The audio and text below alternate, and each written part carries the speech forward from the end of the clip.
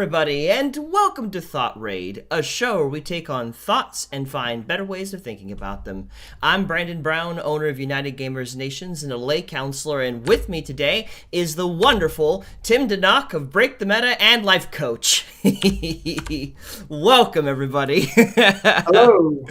So today is Saturday, and Saturdays are usually the days where we kind of have like a flex on what we do. Sometimes we'll play a game, sometimes we'll talk about stuff, and sometimes we'll have a guest, which we will be having a guest next week on Saturday at 4 p.m. So you definitely want to be there for that. We'll have more details about our guest and what we'll be talking about as we go into next week. But until that point, that's just something for the future.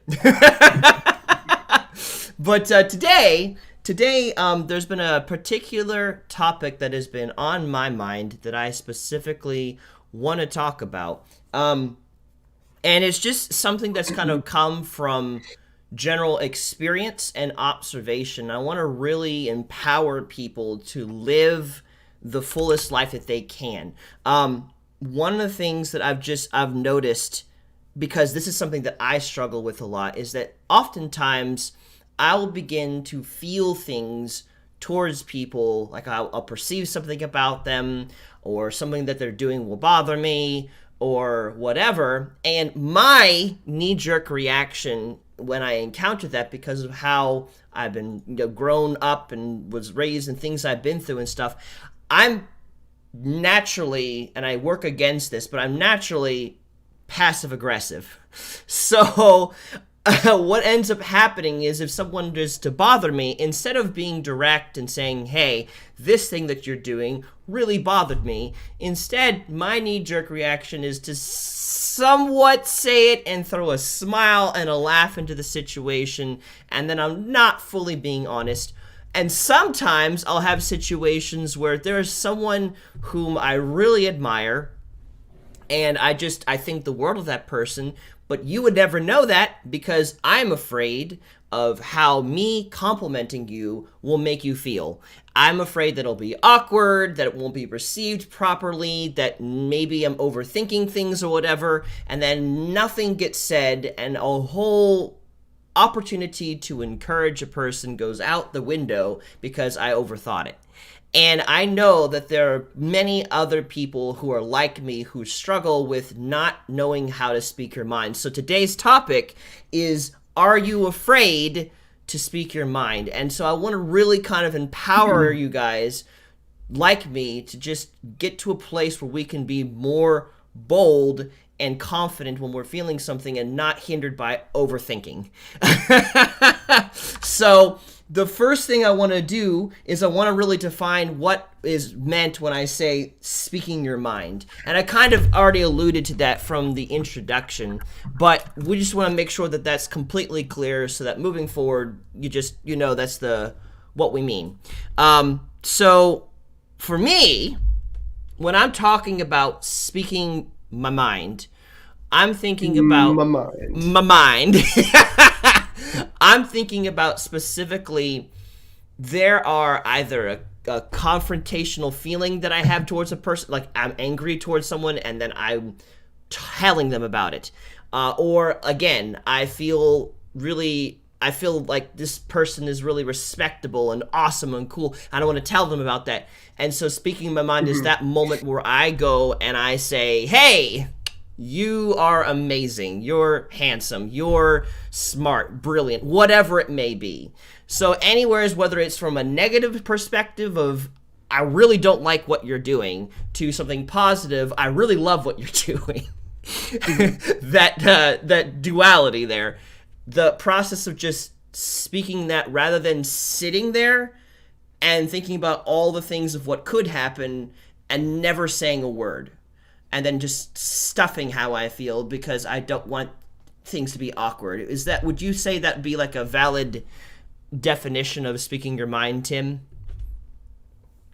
Or do you got a better one?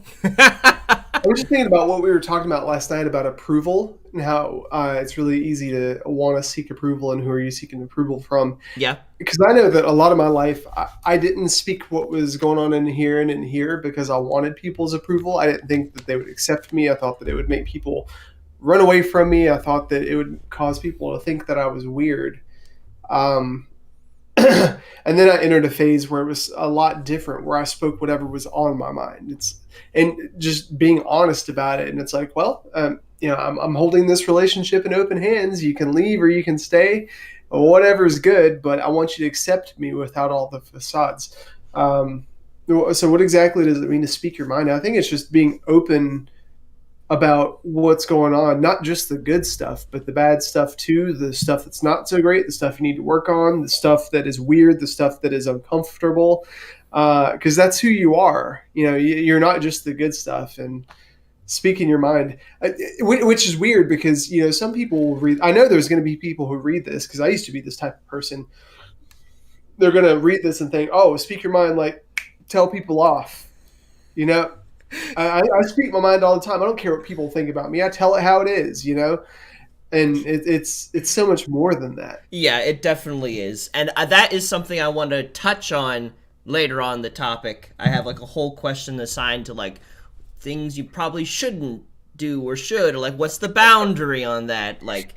So but we'll get there. So why is it hard to tell others what's on your mind? Like for you, Tim, what are kind of things that like placate you from wanting to speak your mind to others? I think, well, the first thing that comes to mind for me is impressions. What is this person going to think about me if I say this? Because, for those of you who struggle with insecurity or have, I'm going to face the camera because I guess that looks better. I realized after weeks of doing this, I haven't been facing the camera. But if you have ever dealt with insecurity and just became unhinged at the thought of people truly knowing who you are, whenever I enter, and even now, whenever I enter a room of new people or even people that I expect, it's like my body just gets tight. My body gets tight, my lips get tight. I rehearse in my mind what I'm thinking and feeling, and it's like, should I say this? Should I not? And it's completely contrary to the way that I met. What's the word? Manage myself at home. Between me and Ariane, I'll just like fart or just sometimes I complain.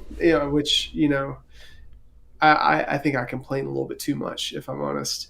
But we were over at somebody's house the other night, and it's somebody that I respect, and I had to fart really bad. And this is similar because like it was consuming my mind the whole time. I'm like, I'm comfortable with this person. I know they'll be okay with me if I just do. Why don't I just fart? But I had this mental ping pong, which took away from my ability to be present in that conversation. So why is it hard to tell others what's truly on your mind? And I think it's just because I have a very particular, very specific way I want to be perceived based on who I'm with. And also it's also really difficult to speak truly what's on your mind if you have low expectations of the other person. And what I mean by that is, like Brandon, you and I had a conversation last night, and you provided me with all these disclaimers before you told me exactly what you thought. And I was like, Brandon, I'm not going anywhere. What are you expecting me to do? Are you expecting me just to like X you as a friend? Dude, just what are you expecting of me? And I think when I'm not open to being myself and just speaking what's on my mind, I have really low expectations of that person to choose me or to think higher than the circumstance. Yeah. I think, honestly, there probably is legitimate tiers to who hears what. Because, like, for instance, being comfortable farting. More comfortable around someone that I live with rather than someone I don't. And my thought process is like there are some things I don't immediately say when I first encounter a person because my goal is to reel them in as much as I can to then give them more of my mind than if I just immediately met a person. I'm just gonna just speak my mind exactly to this random person I don't know and potentially ruin any opportunity that I have to become better friends with them. I That's something I can see that happens, and I don't know if that's necessarily I don't think that in and of itself is a bad thing, because it's like, there's just when it comes to, like, for instance, the balance of intimacy and commitment, like, you don't just speak every little thought on your mind around a person you just met, because you're not really committed to that person, unless for whatever the fire of God is on you and you need to speak what he's putting on your heart. Like, I feel like in that situation, perhaps, not the best time, but once you've got to know the person, there should be less barriers to what you say, because if you have so many barriers, then something is never, like, it can't go deeper until you finally break that barrier and speak what's on your mind. But that's slightly different, I would say, or a topic. For me, reasons that it's hard to speak my mind to others is I'm afraid, fear of pain. I think definitely fear of pain is a big factor whenever I don't speak what's on my mind. But it's not necessarily physical pain all the time, so much as it is I'm afraid that, again, like we talked about last night, that you just up and leave. That's painful. Afraid that, that I will be ostracized, or afraid that, I might say the wrong thing. Like, that's a big thing. Like, a lot of times what holds me up from speaking is I'm deliberating, is what I'm about to say something that I just merely feel, or something that is a fact. And I'm not 100% sure. And so then I just don't say anything, because I'm stuck trying to determine the rightness or the wrongness. And that can definitely hold me up from speaking. For those who are watching us as we're talking about this, if there is anything for you that you want to chime in, and things that you specifically make it hard for you to speak what's on your mind, I'd love to hear that as well. Brendan, what you just said makes a ton of sense. And I think it's kind of interesting how we approach stuff like that and think, okay, well, if I say the wrong things, this person's going to walk away from me, or just, and romantic relationships are even harder, just because the level of commitment and intimacy that's required for a romantic relationship. You feel like, well, at least I felt in the past, that if I took a step in the wrong direction, that would mean, oh, I'm no longer qualified as a mate. They're going to get rid of me because they saw that I was not perfect and I'm not a good boyfriend or husband or whatever. I still think that. I'm like, one of these days I'm going to make a decision, and Ariane is going to find out that I'm not husband quality, and she's going to give up on me. That's honestly an insecurity that I have sometimes. But I think the interesting thing is we put so much stock in the relationships that we have, trying to make them work, when you can't make a relationship work. It's a two-part decision. The only relationship that's going to work with a one-part decision is your relationship with God, where you acknowledge him, because he always just by default acknowledges you. But when it comes to you and me, or me and Brandon, or me and my wife, the scary thing is it's a two-part equation, where this has to choose this and this has to choose this. And then you get to another level of commitment. It's like, okay, well, are we still going to choose that? Okay, next level, are we still going to choose that? Yeah. And we try and make something happen that, well, isn't really our ability to make happen. We just have to accept that some people are not going to choose that. Yeah. And that's the scary part of this. It is. And I definitely can confer that, if a person wants to be in your life, like, it is very hard to actually upend that. At least, like, knowing myself, if there is a person that I want to pour myself into, their flaws typically don't, like, unless I can sense that they're absolutely manipulative and trying to control me, their flaws don't really make me want to, like, oh, I don't want to deal with that person. You said something mean or rude to me. Like, no, like, I'm coming for you. Get ready. You can't stop me. Because I've encountered some very rough people. Well, Brandon, you're also a very unique person. You're one of those people that, you will pursue another person even if it's to your own detriment through hell and high water. Like, that's a very rare type of person to find, and I think that's why a lot of people attach to you in that way, and that's why you're able to be a connector. So many people are so focused on themselves that they're wondering, well, what if this happens to me, or what if I'm perceived this way? And a lot of times you think that, but it's always in retrospect, like, oh my gosh, I can't believe I did that. Oh goodness. And then you deal with it after the fact. But when you're in the process, you're always thinking about the other person. Yeah. Yeah. Yeah. I am like that. But why I use myself as a point of reference is because I know I'm not the only one like that. And I know that there are people who are not like me, but still want to be in someone's life. You don't have to put all this, strenuous work to make it work. It just works. Like, for all the people that I've reached out to, there are many people in my life that I don't have to put a lot of work into for them to remain in my life. I just didn't work that way. Just there they were, and now they stuck. And so, I know I cannot be the only one who does that. I know I'm not. So that's why I just wanted to be like an encouragement of, like, and echoing what you said prior of that, like, like, or, and your compliment threw me off.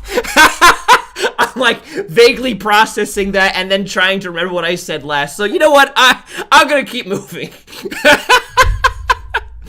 Anyways, what I want to do though is I want to take this a step further, because we're talking about taking risks in friendships and stuff.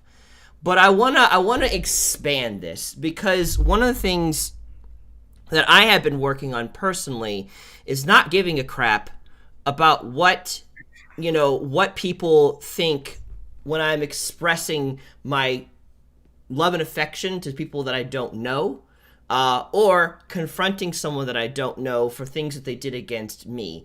And I really want to expand it, because, like, we've talked about taking risks in friendships and stuff, and that's a very important thing to work on. But I really want to just go further and, like, throw more caution to the wind, because I feel like there is a deeper level of being comfortable in your own skin that can be achieved, that's not also inconsiderate and unkind. It's been on my mind too, I think probably because of Dan Moeller being with us this last weekend. He kind of embodies that, of just, like, saying things as it is, regardless if he knows you or not. And that inspires me, because I've always, like you mentioned, like, being a person who just actively chases after people and thinks about it afterwards. Like, I've always also actively, even though it's not easy for me to do it, tried to speak my mind, especially after my friend Dan confronted me on my passive aggressiveness several years ago now. I've just been ever so more determined to be more aggressive. And it's been very cathartic and healthy for me. And so I guess to be able to first get to that, I want to first address the things that hold us back experience-wise. So the next question I want to tap on is, what are some bad experiences you've had when you tried to speak your mind, and focusing specifically on speaking your mind to a stranger or to an acquaintance? what are some bad experiences that you've had with that? Because when I was young, I had very few filters. And I've had to learn to apply filters when he was young, guys. When I was young, as if I'm not young now. Still have very few filters. But when I was a child, okay, I'm not a child anymore, Tim. When you were a child, you thought like a child. When I thought like a child, thought and reasoned and was a child.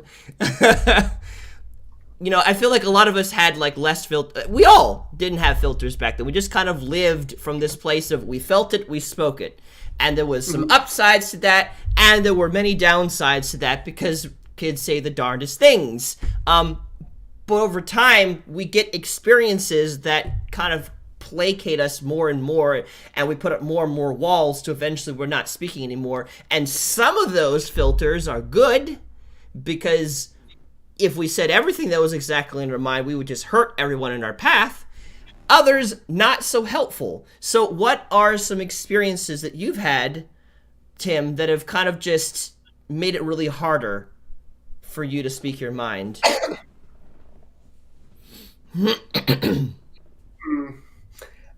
I can't think of anything in particular, but I know the feeling that it was, and it was when I was just being very honest about something that I liked or an opinion that I had, specifically an opinion that didn't matter. I had an opinion that didn't matter, and I talked about it. And instead of people valuing my opinion, not accepting it, but just saying, oh, well, okay, well, because you have that opinion, cool, we'll think about that. It's like, no, your opinion's dumb. You're dumb because of your opinion. In fact, we're going to give you this, and this label because of that opinion. And it's like, ooh, okay. So basically what I learned from this interaction is that it's not safe for me to have an opinion and convey it. So I have to keep it to myself. Yeah. Oh, that sucks so much.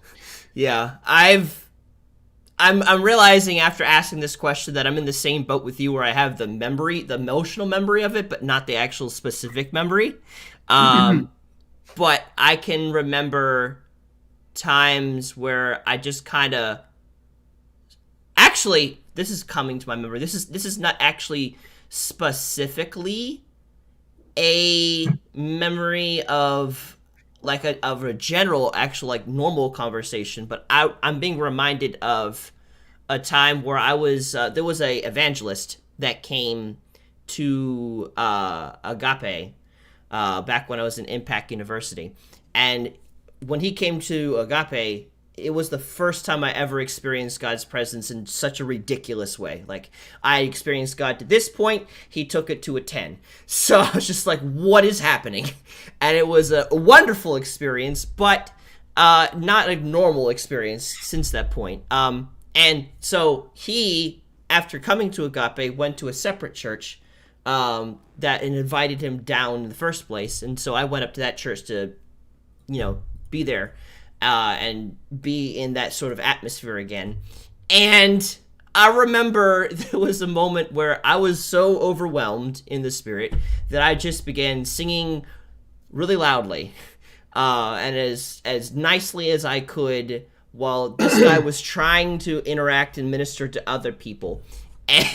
And he came up to me and he put his hand on my head, and I just went, I went out immediately and stopped singing entirely. And I can remember connected to that, there's been several times where I felt really strongly, again, you're talking about make actions first, think about them later. I've had many situations attached to that where I felt really strongly that this was the right thing to do, did it, and then got confronted. I'm like, oh crap, and then I don't want to do it again. Hey, Brandon, would you stay a little bit later so we can talk? Oh, man. Like, that's happened to me so many times, too. Because, dude, I feel the same.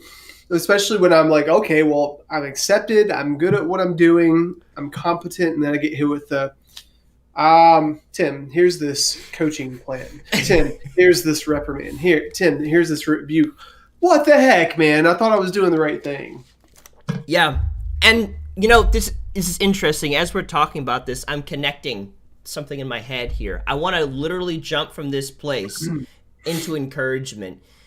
we all encounter things in our lives that make us want to shut down and not try again. At least that's happened to me a lot. Like the amount of times that I have full force, full ham go into something feeling very right about Full what I'm hand. full ham go into something feeling full right that like this is the right thing to say or do, and then it's not. Then I begin after being confronted like I don't want to make that mistake again. I don't want the pain. Even though that what I might have done could have been, or what I did could have been better in a different circumstance, I don't want to try it again at all. And I want to encourage that whatever moments where you attempted out of a pure heart to do something and then it got reprimanded, to try again. Because I feel like there's for all the refinement we can have, if you know that you made a risk in the past and you did it without any ill intention, you know that you just this was just came out of the purity of your heart, and then it got kiboshed. Don't just never try that again. I feel like if anything, maybe that's the important thing to look at in this um, particular thought rate of just like just because it didn't work then doesn't mean it won't work now. Hmm. And just because it didn't work with that person doesn't mean it won't work with this person because everyone's different. When I was in middle school and high school, what the who I was far less accepted than now in my current life. Granted, there was also a lot of things I had to work on, but in general, the baseline of who I was, there were things I would say and people would look at me weird or they Hmm. would disassociate with me from me. And I remember there was a lot of stuff that I've had to overcome mentally since that period of my life that isn't the norm. I'm realizing now. And Hmm. I really do want to encourage that if there are places where you've attempted to be confrontational with people and they didn't receive it well, that's not always the norm. A person who a person who wants to be in your life, who is healthy, can take confrontation even if you're wrong in what you're perceiving about the person. If they're healthy, then they'll talk it out with you and work to the other side. Because I Well, definitely. Oh, go ahead. you know, a lot of people take that verse in the Bible where people, where it talks about being unequally yoked. And they talk about that specifically when it comes to dating and marriage and stuff. And people are like, "Oh, it's dumb." A Christian can't marry somebody who's not Christian. They're going to go to hell. And well, the whole thing about that is that I mean, if you think about that, if you are the ox or the horse or whatever, and you have a yoke around your neck, and you have a partner beside you that's either pulling more than you because you're not as strong as they are, or pulling less, it's always going to strain your relationship. When you have somebody that's or horizontal to you, and they're pulling just as hard as you are because they, are strong enough, they're equipped enough, you're both going in the same direction. You know, that's what a real relationship is. But when you have people that you're trying to engage with and you say, "Hey, I want to have a confrontation with you, not because I want to tear you down, but because I want to build our relationship because there's this rift right now, whether it's an argument, whether it's a misunderstanding, a miscommunication, hurt feelings, whatever it is." If you bring that to that person, they say, "Hey, I'm going to look at the circumstance regardless of what you do and your value in my eyes, and I'm going to put myself above you." That is somebody who is unequally yoked, and it's normal to mourn the loss and mourn the detriment of those types of relationships because people are awesome, that they do have value. But one of the saddest things and one of the hardest pills to swallow about life is that even though you like somebody, it might not be the right time. it might not be the right season for the both of you. I was talking to Brandon about this the other day about how crazy rare it is to find somebody to marry in a healthy way. I mean, if you think about it, you have to be in similar life seasons, most of the time similar age groups, different social expectations, activity expectations. You have to like some of the same things. The whole equally yoked thing, you know. You have to meet different altruistic preferences and also visual preferences. Like, do I find this person attractive? Will I enjoy being with them? Do I like their life? There's so many working cogs to that, you know. And then not only does all that have to line up, but then you have to be in the same emotional and maturity state to say, hey, we have a rift in our relationship. I'm actually going to pursue this. Yeah, me too. You know, Yeah. and then they're saying, well, I want to commit my life to you. Like, all those have to line up, and it's so incredibly rare. And yet, like, I see so many people. There was a couple. Well, I'm not going to say who that was. I'm not going to use that reference, but there are a lot of people who get married just because they're like, well, this is close enough. Mm. Yeah. So, and that makes me sad because Yeah. this thing we're talking about, what exactly does it mean to speak your mind? People are afraid to, because they're afraid, A, they won't be accepted, B, the relationship isn't what they think it is, or C, the thin threads that relationship is holding, by which that relationship is holding off, will be severed through confrontation because all those life situations don't line up the way that they need to. Yeah. And honestly, you like it like you don't want to be afraid of confronting people, because let's just say you're very likely going to run into them rejecting you. It's better to know that sooner than later. It really honestly is better if someone cannot handle you confronting them. And keep in mind, when you're confronting people, you do want to come to them with love and patience.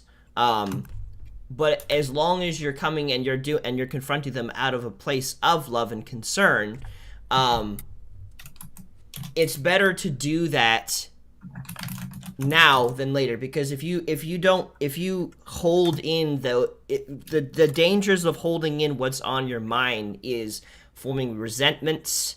Hello there, good to hear from you, Deathbane. Holding resentments towards a person, it can cause you to be in a constant state of anxiety, because you don't know how they're going to handle it. Like just you want to just get it over with.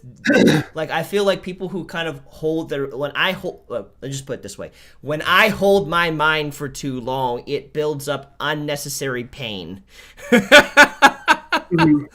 And now, as I've come to a place where I've been able to develop many friendships and stuff, it has become easier. So if you're coming from a place where you don't have very many friends, and so it's a lot more scarier, I want to, in this case, encourage you that as you be yourself, continue pushing forward, and eventually doors do open. There are better people that can handle that. They may not come in the package that you're hoping them to come in. So if you have like a standard of, this is what the type of person I want to have in my life, and if you don't like this, look like this, I don't want it, well, you're going to severely nerf the amount of friends you're going to have in your life, because very rarely do your friends look like anything you'd hope them to look like. The people that are genuine and authentic come in all different types of shapes, sizes, vocal ranges, and appearances. Well, Brandon, what you're talking about, what we're talking about, is people approaching life, and specifically relationships, with the perspective and from the position of lack. Let me read Matthew 6:33 real quick. It says, "For the Gentiles strive after all these things, and your heavenly Father knows that you need them. But seek first the kingdom of God and his righteousness, and all these things will be added to you. Therefore, do not worry about tomorrow, for tomorrow will worry about itself. Today has enough trouble of its own." And the reason I bring that up is because we think that we can hold fast and hold tight to the things that we think complete us, and the nuances and the trace, I don't know, like the trace aromas of something that we think is actually going to give us a sense of fulfillment. And we think that if we give that up, we're going to have nothing. But that verse said, seek first the kingdom of God. What that means is seek first an environment of, first of all, understanding that we are loved. Second of all, understanding that love is abundant. Third of all, understanding that love in abundance overflowing, which, the Bible also talks about that.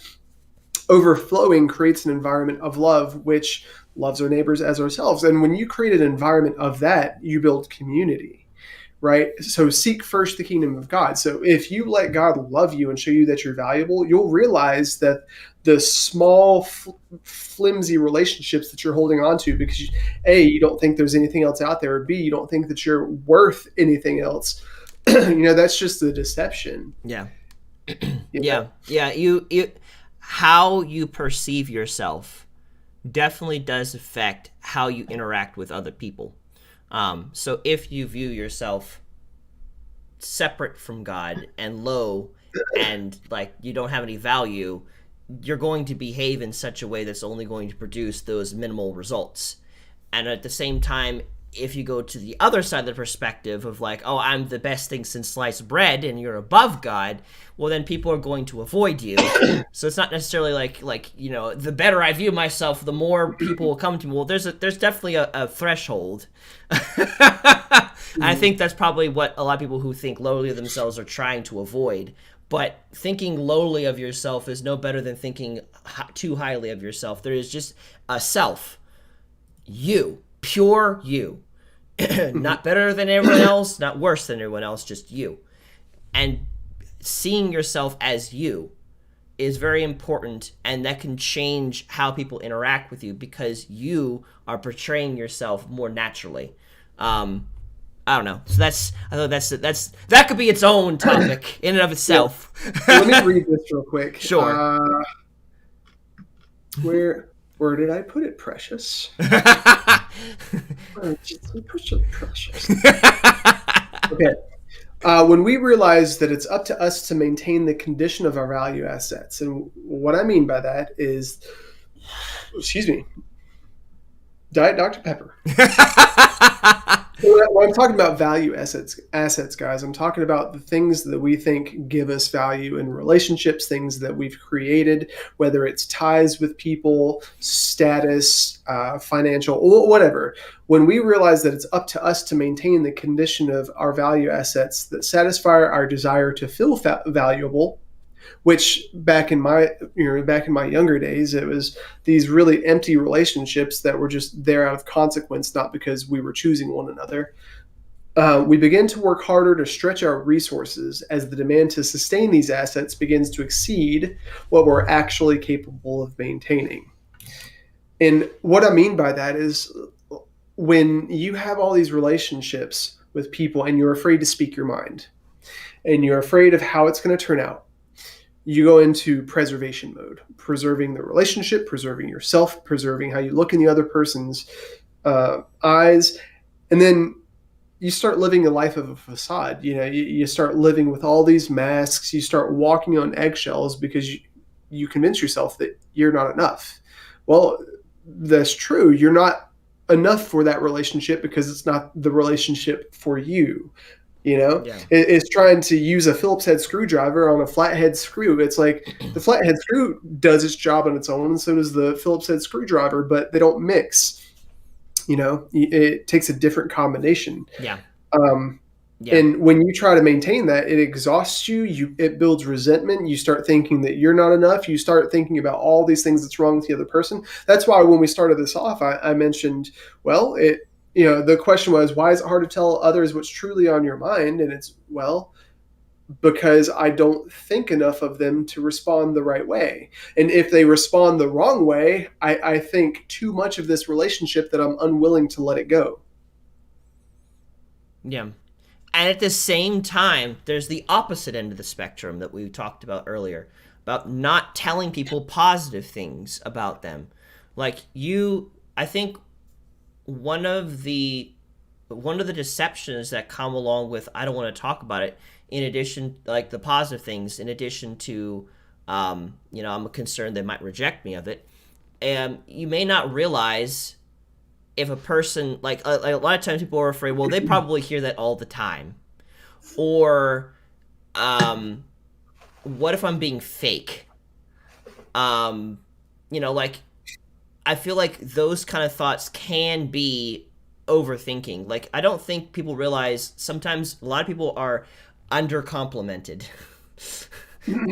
Like they're dry, barren wasteland when it comes to that. Compliments, and encouraging people can make a huge difference in them accomplishing what they need to do in life. Them, either just from the different make the difference between dredging to life to succeeding in life. Like when someone just comes up to me randomly and tells me, Brandon, you are really encouraging to me. I appreciate how you love others.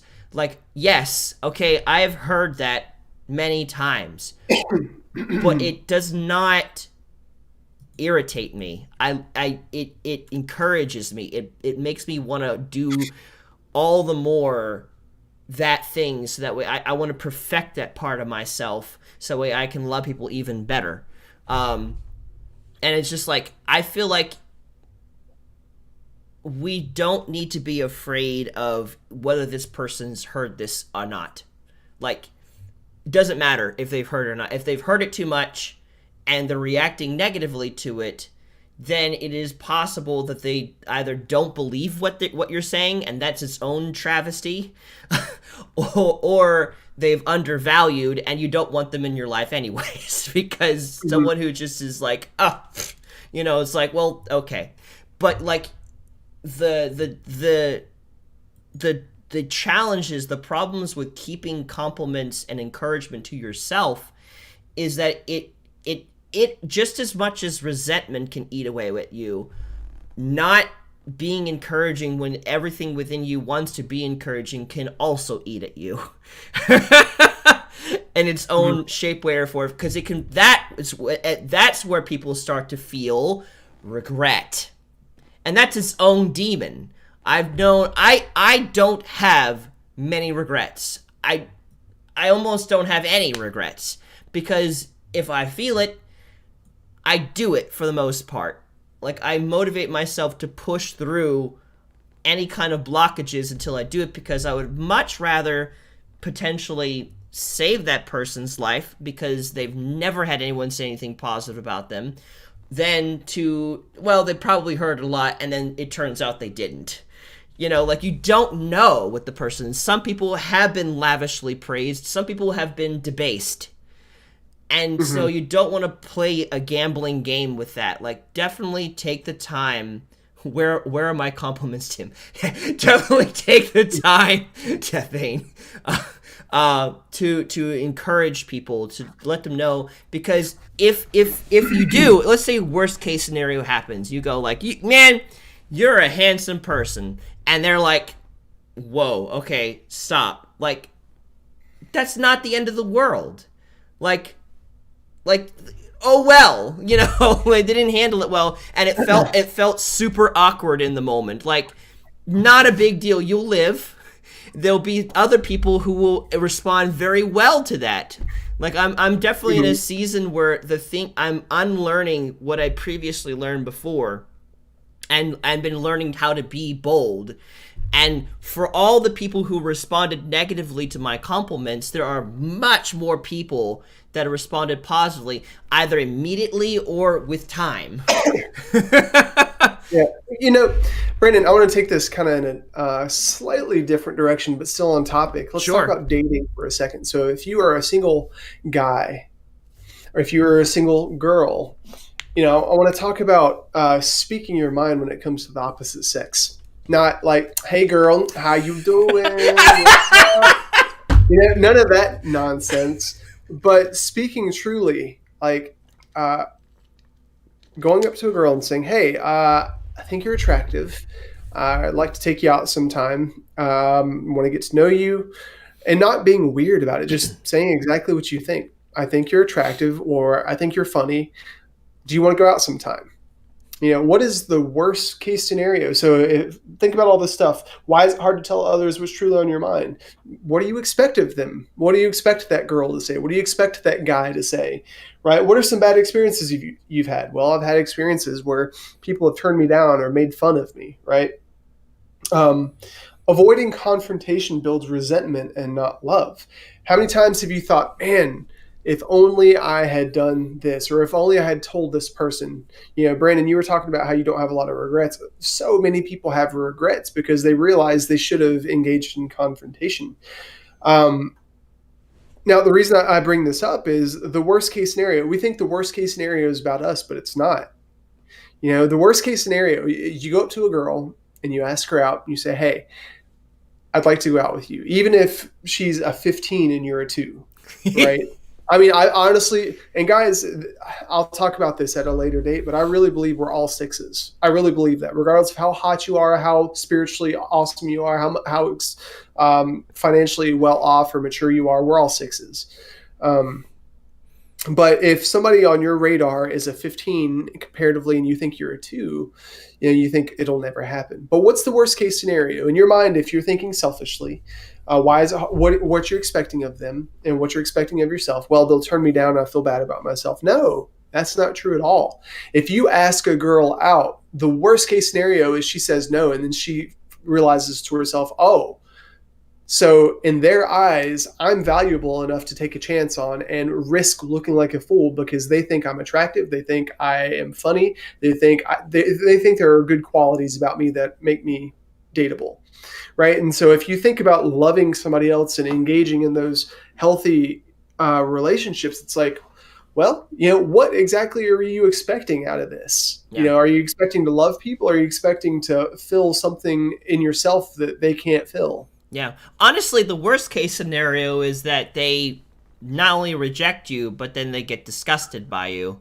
But even that, well, actually, there probably is a much worse case. If the woman that you're pursuing is very traumatized and doesn't really know the difference between you trying to be, friendly and to engage in a relationship to whatever has happened in her past, I guess the worst case scenario is she could call the police on you.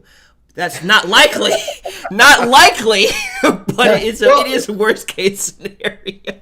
It's like if you go into this with the expectation that you don't need to learn anything or grow, like if you go into this thinking, I am the ish, and every girl wants to date me, and like, oh wait, why? Because dude, when I was in 7th grade, there was this girl that I asked out. Now I didn't even ask her out.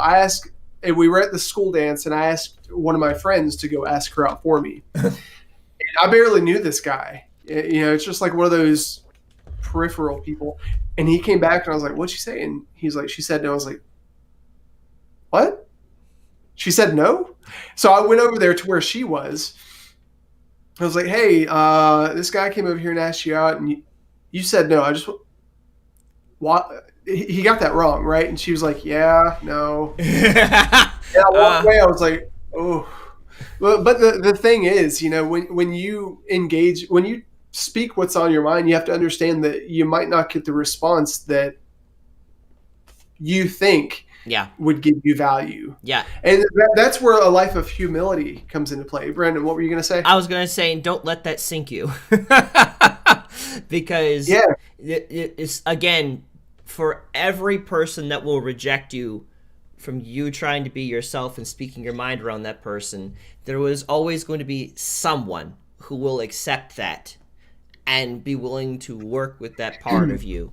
And so just that's why I want to encourage you. It's like, I know that it could be very tempting to believe that if this person said no, every person would say no. Not true. And I definitely can say from a relationship standpoint, I definitely felt like I was never gonna. I don't know the secrets to how to talk to women, and I'm gonna just be perpetually rejected. Like I had everything. I was such a valuable catch, but no one would ever know that. And, and that's not true. I discovered that was not true. So it's like, definitely want to encourage for anyone who does feel discouraged to not just stop. Not to say that you don't work on your approach, sure, but not give up entirely. Like, no, like it is more painful to not try again than it is to try again and be rejected and to fail. Um, like, Hmm. and keep in mind that when people reject you does not necessarily mean anything about your character or your value, especially. Like, you're valuable regardless if everyone sees it or no one sees it. Because God took the time to make you, and he made you who he made you to be. And he didn't make a mistake in creating you. Like, I do know that we sometimes are born with defects, like someone might be missing an arm, they might have cerebral palsy. I feel like that's a part of the fall, a part of sin. I don't think God intentionally makes people have handicaps. But besides Hmm. that factor, the who you are core beyond that sort of stuff, I don't think God made any mistakes in making you, your personality, or things that nature. I think like heaven is a place where who you are is accepted unconditionally across everyone, and that's something that God wants here on earth. So I guess with all that said, we should at least take one moment and say, are there things that you shouldn't speak your mind on? Because I feel like that's probably a burning question for a lot of people. It's like, okay, we could be more open and honest what we're talking about, but there has to be some things I shouldn't talk about with people. Um, Hmm. and so I've got like a general idea, but if you got specifics, Tim, I'd like to hear that in a moment. But my general idea, like when it comes to speaking your mind, if you cannot speak your mind in love, meaning you have nothing but hatred towards the person that you are trying to talk to, or and again, I know some people can overthink this, but like if you legitimately know and God is confronting you on this, that you are just saying things in order to get something out of a person, I feel like anything that is self-serving, like truly self-serving, not overthinking it, but truly self-serving, or something done in hatred, those are things that don't need to be spoken. That needs to be Hmm. something that's instead taken to God and have him help you see the person from a different light before you speak. And to talk it out with friends that you can trust to help, get a better perspective on it before you speak. That's general. Now, there might be specific things, and that's what I want to kick over to you, Tim. But in general, I would say those are some gates to go through before you just say what's on your mind. Yeah. Well, let's take it to 1 Corinthians 13 real quick, and it talks about what love is. And it says that love, first of all, doesn't insist on its own way, but it also says that love's not puffed up. And I know that a lot of times, because, dude, I grew up in Davie County. There are a lot of people there that, and maybe it's just from my perspective, but, we watched a lot of Jerry Springer. We were all about our position financially and socially and whatnot. And when you're focused on that stuff, speaking your mind comes from a position of puffing yourself up, like making me feel better than you. Let's talk bad about our neighbors down the street because it makes us feel better. So when you're speaking your mind, if you're speaking from a position to puff yourself up and put somebody else down and not to build a relationship, I think that's when you should hold your tongue, Yeah. because the Bible also says that the power of life and death is in the tongue. Yes. You know?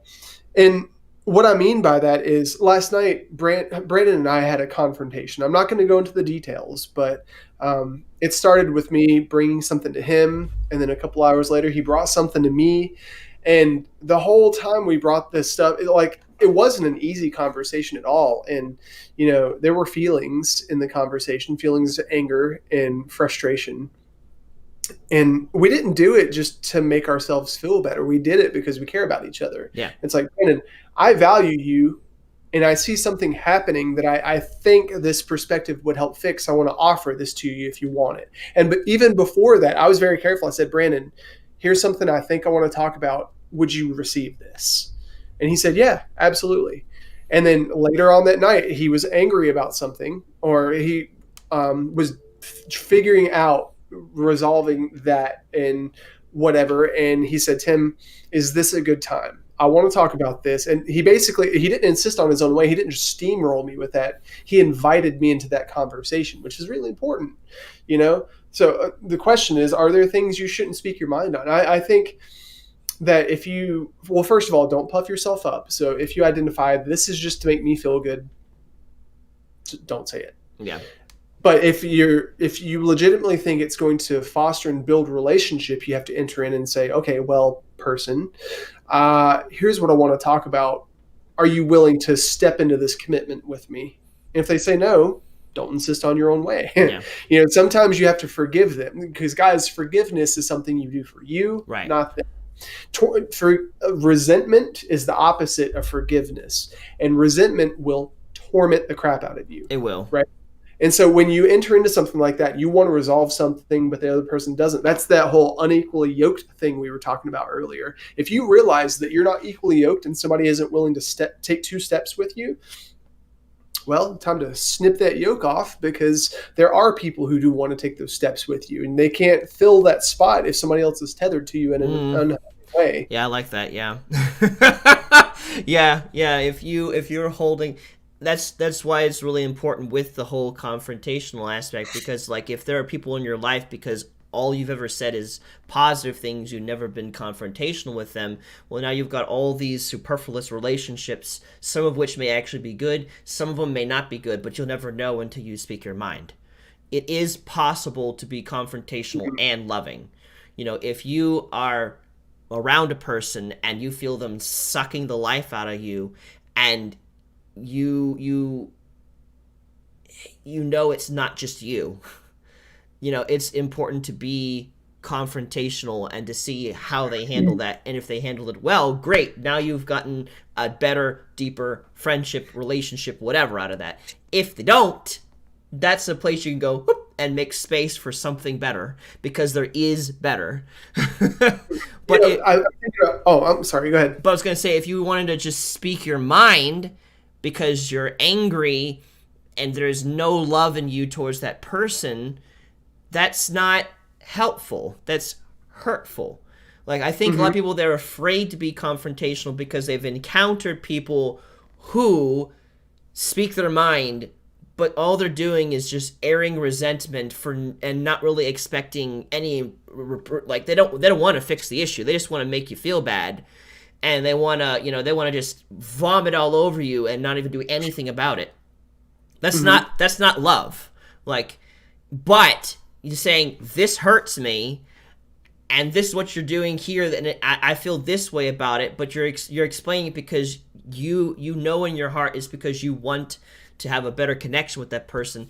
That's love. Like, love is confrontational, but it's not. It doesn't just throw all of your burdens on a person and then expects them to handle it all, and you just be angry at them. Like, no, like, it's a give and take. One of my favorite stories is Lord of the Rings. I love the movies. I love the books. We recently watched them, and we watched The Fellowship of the Ring. And I think it's so interesting how they formed the Fellowship. If you haven't watched Lord of the Rings, get good. Go watch it. It's awesome. But in The Fellowship of the Rings, when they're trying to figure out what to do with the One Ring, all these people are in a circle, and they're like, well, who will join the hobbits going to Mordor? And then all these people stepped up. You had Gimli, who was the dwarf. You had Legolas, and they were like, "You have my sword, you have my axe, and you have my bow." And I think it's kind of interesting because you have Gimli and Legolas, and you have to understand the lore of Lord of the Rings. Elves and dwarves don't get along. They don't get along, but they had a purpose that they wanted to achieve and something that they wanted to pursue. And even though they were at odds with one another, during the course of the trilogy, they were constantly bickering back and forth, and they decided that their purpose and where they were going was much more important than their differences. And the crazy thing is, even though they had all this rub, they said exactly what was on their mind, and they said, well, that's true, but let's keep moving forward. And it's that let's keep moving forward mentality that carried them through the whole series. Now, if you look at the lore after the fact, it was completely unheard of. Legolas and Gimli actually shared a friendship for decades after the end of the movie. So much that when they went to the Undying Lands, which is where all the elves went, it was like a resort for the immortals. Gimli was invited, and dwarves are the enemies of the elves, you know. But the crazy thing is, because they were so focused on where they were going instead of not, you know, saying what they needed to say, they worked through all that and they forged a really good friendship. Gimli was invited to this exclusive place, you know. And I say that all because, you know, are there things you shouldn't speak your mind on? Well, you know, like, are you joining them going somewhere, or are you just like trying to puff yourself up? And, you know, like, what's the whole point of confrontation anyway? It's to build relationship. And guys, when you find somebody that is chasing a purpose beyond the circumstance that requires the confrontation, man, those people will stick with you, you know. But the key there is you're not going to find those people if you're not going somewhere. But Right. that's another talk. Right. You cannot. It's not really possible to find those people if you're not taking risks in encouraging them and complimenting them, and in confronting them when things go on, because relationships really do get deeper when you speak your mind. And they, if they're meant to be, if they're good and healthy, they do get deeper. Like, there's a lot of people in my life that are not close to me because that person never speaks their mind. So I don't, there's like a vague amount of distrust that is there because I don't know where they're at. And I've definitely tried to cross the bridge a couple of times with them, but after having the same results, it's just, I'm not willing to cross that bridge anymore, you know, because it's just like, I don't know, do they even enjoy my presence? Are they pitying me? You know, are they manipulative in some shape, way, or form? I don't know, but you know, that's just, it's really important. Don't live life with regrets or resentment. They both start with an R. Don't live life with RR. Regrets or resentment. Not worth it. Just not worth it. And I really wish we had more time. I would love to go into, like, how do you get better at confronting others and speaking your mind. So at least I can try to, like, give a little bit of a nugget. I guess I could do that through recapping. And that is, when you're wanting to speak your mind, don't overthink it. Like, pay attention to the first thing that you're feeling. You know, if you think about something and a pure thought comes to your mind and it's not muddled, you just like, I feel that. Like, pay attention to that first initial feeling. Not to say that, you know, you have to immediately act on it, but like, if you spend too much time thinking about it after that point, you can attach on all this question and doubt, which then eventually make you not do anything. So just kind of avoid thinking out all of the possibilities that could happen. Like, doesn't matter what could happen, just speak it. Like, you know, as long as you know that your heart's in the right place, I feel like it's really important to just speak it without overthink, because it's so easy. I've done this a lot, where I want to tell something to someone, but I think about all the possible outcomes, and then I don't say anything because I've overthought it, and it's just dead at that point, you know. So I kind of like pay attention to that first initial feeling when you want to say something to someone, and then work with that, and don't spend a lot of time thinking about it. Understand that your past is not always the best to say what's going to presently happen. So, like, whereas you might have encountered someone and you wanted to say something and it didn't go well, that doesn't mean that the next person is also going to treat it poorly. If you make mistakes with someone who is meant to be in your life, who is healthy, that's not going to detract from the friendship you're trying to build. It really won't. They have just as much ability to confront you about things as you do to them, and it's a healthy thing. It's an important part of just working on that. So again, like, having that understanding also helps with people that you don't know. If you don't speak your mind, like, again, like, keep in mind that that can just prolong the suffering. So, like, having understanding of, like, I don't want to have resentments or regrets regarding these people, like, have, like, I don't know, not to say that should be your motivating factor per se, but at least understand that by sitting there and overthinking it can definitely put you into that danger zone. I guess it's more of like a understanding than more of like a tool. But what I'm trying to say is your past is not a good precursor to understand how this new person's going to handle it. So just go at it new. Expect higher of the situation. Perhaps this is going to work. Like, don't immediately set yourself up for failure believing that it's going to fail because last time it failed. I don't know. It might not fail this time. It may succeed. You don't know. You want to find out. Go find out. Just don't think about it. Just go find out. And is there anything that you can think of, that kind of tools that you have, Tim, to add into that of, like, just kind of moving past the wall of awful of complimenting someone or confronting them? I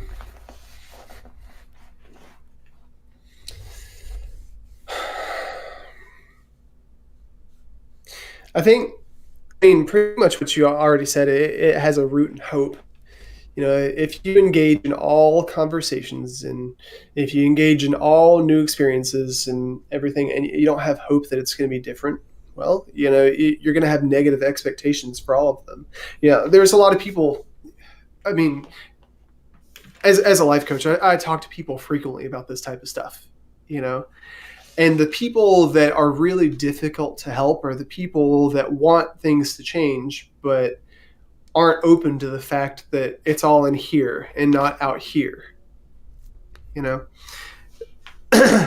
And when people are so closed off to hope, just like if you look at the Bible and how it talks about Pharaoh and how he had a hard heart, a lot of people have a hard heart, and you can't do anything with a hard heart because God's not going to insist on his own way. He's not going to force your hand. He's not going to make you do anything, and with relationships, nobody can make you do anything. Nobody can change your heart or your mind. And that's why Christian culture is so weird. You can't proselytize to people and turn them into Christians. You can't make somebody follow Jesus. You can't save anybody, right? It's God's job to show them that they're loved. It's our job just to show people what it looks like to be loved by Jesus. And that's why it says they'll know you by your fruit, But I think if you cannot maintain a position of hope, start looking to people who have what you want and who are able to go through conflict and ask them, like, how did you do that? Testimonies are crazy awesome. When I first came to our young adults group, I started just talking to people like, what does it look like to be loved by God? How do you have so many deep relationships? And, I reference Zach all the time. And in every single relationship, no matter the person's background or what they could provide him with, Zach enters every single relationship and conversation and difficult situation with us. He leads with hope, and that's what makes him so effective as a person and as a friend, And Brandon, our conversation last night, you wouldn't have even gone into that conversation if you didn't hope that coming out the other side, our relationship was going to be stronger, So Yep. Start looking at testimonies, start looking at people that have it, and then be willing to risk having hope in something. Yeah. Yeah, hope does make a big difference. The Bible says hope deferred makes the heart sick. So it's really good to have hope that things will go well. Not to say, like, we live our lives blinded of the possibility of things going wrong, but you want to have that above, because if your hope is low and you go into a situation, then the effort that you'll put into the relationship to like improving it will be probably subpar.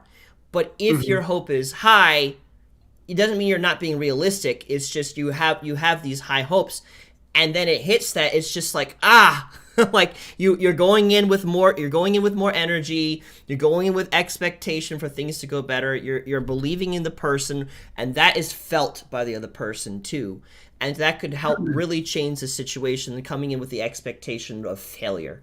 Yeah. And I just want to encourage you, like, I have a friend who is in my other online community who really just set the bar a whole new higher place of what I could expect from confrontation. Like you can, if it's the right person, you can be completely and totally open and honest from what you're perceiving and stuff out of love, and you could be you could tell that person some pretty darn confrontational things, and it could really make the whole relationship become all that much more deeper and sweeter. Because like I literally there was a person in my community who thought and treated me with contempt because they thought that I didn't think through things and I didn't, like, make plans properly or whatever. I just lived on a whim.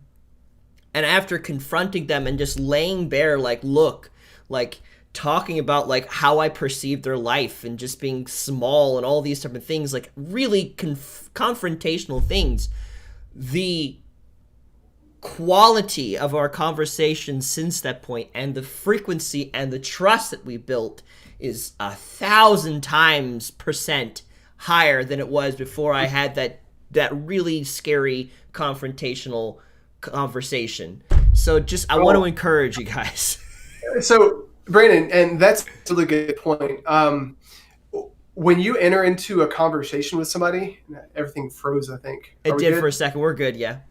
Okay. When you enter into a conversation with somebody and you hit that wall, and then you say, hey, I want to risk this for you. So Austin, Seth, Brandon, whoever else is watching, I have a confrontation with you. When you said this, it made me feel this way, and I want to talk about this. I want to come out the other side with you. When that person sees that you're doing it for the sake of the relationship and you're not doing it for the sake of your own self-edification, something just clicks. And the next time a confrontation happens, it's like, oh, well, okay, well, last time they chose a relationship over themselves. Yep. So this time I can expect that they're going to choose our relationship over them. And the crazy thing is that starts to get duplicated. Yes, it really does. It's so magical. But and I just noticed we had some comments. Austin said, when I really want to speak my mind, I do my best to stop myself and listen. And then Seth said, overthinking is my greatest weakness. I feel that. It's okay to fail. I do it all the time, live and learn. And then I like that, coming into things with hope. Yes. Yeah. Yeah, listening is so important, guys. It really is. It really is. So yeah, so that's the topic for today. And as we're closing out, I want to let you guys know that we will be alive again tonight at 7. And if you have anything that you want us to pray about, if there's anything on your mind that's been bothering you, whether it just be your finances, your health, the health of a family member, the government, I don't know, whatever is bothering you, we want to pray about that tonight. So we'll be live again at 7 p.m. And we'd love to have you there for that. So if you want to join us for prayer night and be praying with us, love to have that. But we'll be doing that tonight at 7. So I just want to throw that out there. But yeah, so I think that's a good close. You think that's good, Tim? Yeah, I feel good about it. All right. So yeah, I want to thank you guys for watching. It's been a lot of fun. We broadcast every week on Mondays, Fridays, and Saturdays at 4 p.m. Eastern Standard Time. And we'll be live again this Monday as well at 4 p.m. But we may have just a temporary shift in schedule. Next week is my birthday. I'm going to be turning the big 29, my last year in my 20s. Woo! And I'm going to live it well. But because of that, I want to have like a birthday party on Friday. So just so you know, we're probably going to have our Friday live stream on Thursday. So I just want to kind of throw that out there real quick so you guys know. Same time, 4 p.m. Eastern Standard Time. But that's what I'll be doing. And then we'll be live again Saturday that week after that point. As usual, at 4, we'll have a special guest, which, again, we'll be talking about that as we get closer to that point. So I just want to make you guys aware of that. It's been a lot of fun. And I will see you again tonight, 7 p.m., You guys have a good dinner and a good evening.